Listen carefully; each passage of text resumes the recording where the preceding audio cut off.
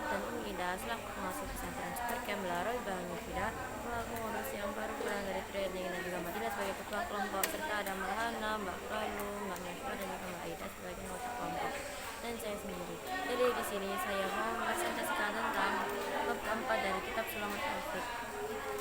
Di sini saya memakai pita. Kenapa pita? Karena pita itu adalah depannya pita itu 4 kan, dimana pita P itu 4. Jadi aku pakai pita. Jadi sama ada kayak 4. Jadi di sini itu menjelaskan tentang fardu wudu. Fardu wudu itu dibagi menjadi 6. Yang pertama sebenarnya 7, tapi tambahnya kurang jadi 6. Yang pertama itu niat bersuci. Jadi aku niat lupa niat bersuci. Bismillahirrahmanirrahim. Nawaitu wudu'a lirafil hadatsil fardalilan ta'ala. Habis itu basuh seluruh wajah sama rambut. Jadi seluruh wajah harus dibasuh. Katanya itu kan biasanya seluruh wajah itu pernah lihat kan ada orang basuhnya segini doang. Tapi pada sebenarnya itu sampai segini juga dibasuh. Jadi hati-hati guys. Bawahnya batu harus dibasuh. Habis itu telinga dan tangan. Di situ tangan, jadi telinganya itu dibasuh. Hati-hati guys, telinga itu kadang-kadang orang basuh itu nggak rata, jadi wajib hati-hati karena kalau nggak rata wudhunya itu pasti nggak sah. Kalau ada satu macam orang itu yang nggak kena itu nggak sah. Habis itu tangan tadi itu batasnya sampai siku, jadi mulai jari-jari sampai siku itu harus dibasuh, nggak boleh ada yang kelewatan. Kalau kalian itu pakai apa yang namanya putek, ya pokoknya pakai tipek siapa sih pitek ya, kalau pakai pitek ya sebenarnya nggak boleh pakai itu karena pasti kalian itu kan otomatis airnya tuh nggak bisa masuk ke kuku kalian, jadi wudhunya tuh nggak sah. Kalian kudu ngelintek puteknya tadi itu. Kalau bisa putek yang bisa dikelintek itu, nah itu jelas no diem. Nah juga putek yang bisa dikelintek itu gampang. Kelintekannya itu biasanya dipakai buat orang haid. Terus ada juga henna yang namanya itu biasanya apa mereka henna apa sing bisa nembus sekolah. Ya udah pokoknya ada henna yang warna coklat itu yang bisa tembus air, dan itu boleh dipakai buat pacar ya, pacar capar apa sih sembuh harus pacar iya, kepala dan sebagainya. pacar. Jadi ubun-ubun kepala katanya batasnya itu 3 rambut, jadi 3 rambut minimal 3 rambut yang kebasuh dikit banget ya dalam pokoknya. Habis itu kaki dan mata kaki, jadi batasnya mulai jari kaki sampai mata kaki. Kalau katanya sih kalau sampai paha sampai lutut itu sunnah. Habis itu berurutan atau tertib, jadi kalian itu melakukannya harus berurutan.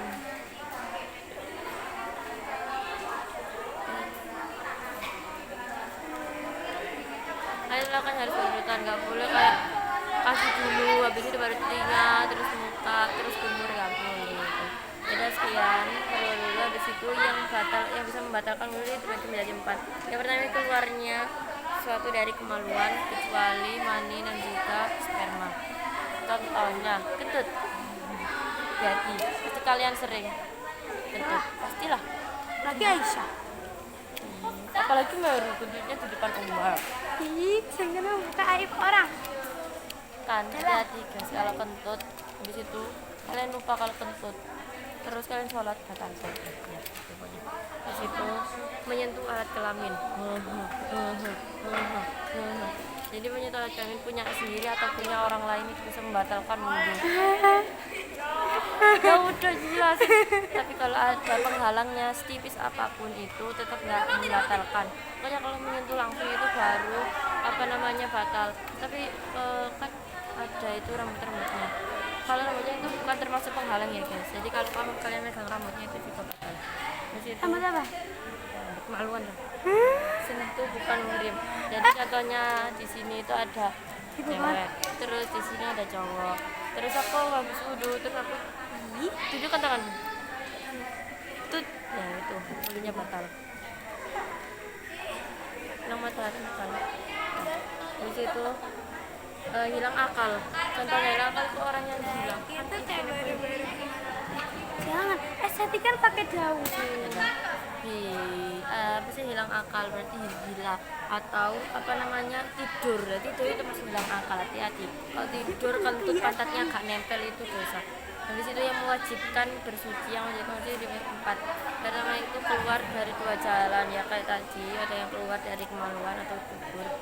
Habis itu kecuali sperma, terus bisa dicuci dengan air, contohnya itu nempel di apa namanya, sidik kalian, ini bisa dibersihkan menggunakan air.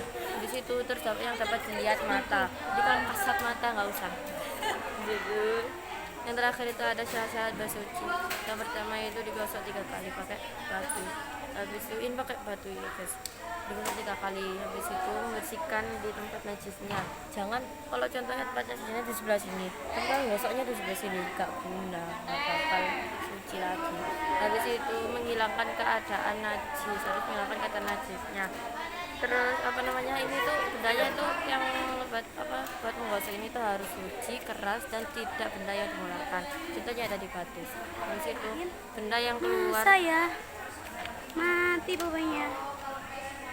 Kenapa kalau tak pakai mati? benda yang keluar dan tidak berpindah, tidak kering. Jadi benda yang keluar dari apa namanya, kemaluan tadi itu tidak berpindah, jadi pantat di situ, habis itu juga nggak kering, jadi itu kan otomatis mudah dibersihinnya, jadi boleh dibersihin gampang, enak. Sekian bersama dari saya, perkenalkan.